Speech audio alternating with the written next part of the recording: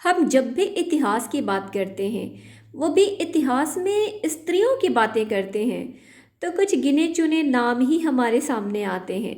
लेकिन क्या आपको पता है कि इतिहास के परतों में कुछ ऐसी साहसी स्त्रियां भी दफन हैं जिन्होंने अपने अस्तित्व की लड़ाई उस दौर में लड़ी जब घर से निकलना भी एक बड़ी चुनौती थी।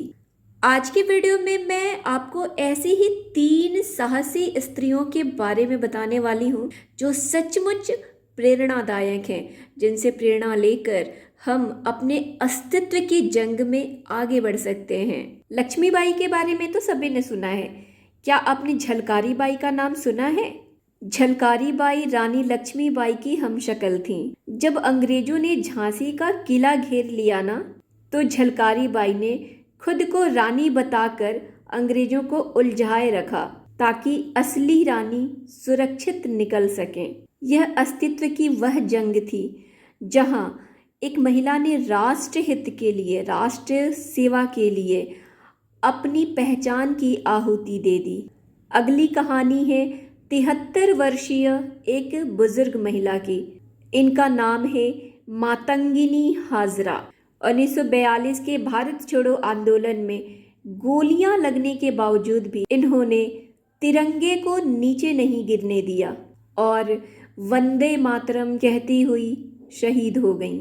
उनकी उम्र उनके हिम्मत के आड़े नहीं आई। मातंगिनी हाजरा की कहानी यह साबित करती है कि संकल्प की कोई उम्र नहीं होती और हिम्मत उम्र की मोहताज नहीं होती। तीसरी कहानी है बेगम हजरत महल की। 1857 की क्रांति के समय उनके पति वाजिद अली शाह को जब अंग्रेजों ने देश निकाला की सजा दे दी, तो उन्होंने हार मानकर महल नहीं छोड़ा। अपने छोटे बेटे को गद्दी पर बिठाया और खुद शासन की कमान संभाल ली। अंग्रेजों ने उन्हें बहुत लालच दिए, बड़ी पेंशन का वादा किया, लेकिन उन्होंने अंग्रेजों के सामने झुकने की बजाय नेपाल के जंगलों में गुमनामी और गरीबी की जिंदगी चुन ली, पर अपनी आज़ादी और वजूद का सौदा नहीं किया। यह एक महिला के अस्तित्व और स्वाभिमान की सबसे बड़ी मिसाल है। तो झलकारी बाई की कहानी सिर्फ एक हमशक्ल की कहानी नहीं है, यह उनके आत्मसम्मान की लड़ाई थी। उन्होंने यह साबित किया कि अगर एक साधारण सैनिक भी यह ठान ले तो उसका वजूद इतिहास के बड़े बड़े सेनापतियों से भी ऊंचा हो सकता है। जब उन्होंने रानी का वेश धरा तो वो सिर्फ अपनी जान ही जोखिम में नहीं डाल रही थी, बल्कि अपने देश के स्वाभिमान को बचाने के लिए अपनी पहचान की भी आहुति दे रही थी। मातंगिनी हाजरा की शक्ति और स्वाभिमान की लड़ाई हमें ये बताती है कि साहस किसी भी उम्र में दिखाई जा सकती है।